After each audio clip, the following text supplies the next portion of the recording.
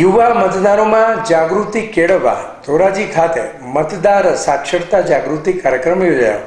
આગામી સમયમાં લોકસભાની ચૂંટણી યોજાવાની છે, ત્યારે રાજકોટ જિલ્લા ચૂંટણી અધિકારી અને કલેક્ટર શ્રી પ્રભવ જોશીના માર્ગદર્શન હેઠળ મતદાર જાગૃતિ અભિયાન સ્વીપ કાર્યક્રમ અંતર્ગત 18 વર્ષ પૂર્ણ કરેલા યુવાનો તેમનું નામ મતદાર યાદીમાં નોંધાવે અને પોતાના મતદારનો મત અધિકારનો ઉપયોગ કરે તે અંગે જાગૃતિ કેળવવા Dhoraji Shri K O. Shah municipal arts and commerce college ખાતે મતદાર સાક્ષરતા જાગૃતિ કાર્યક્રમ યોજાયો હતો.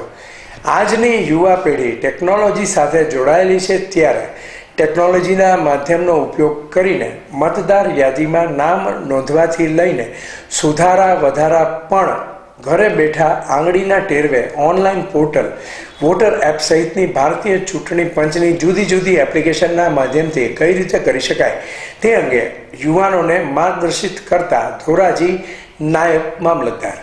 અહેવાલ દીપક રાઠોડ.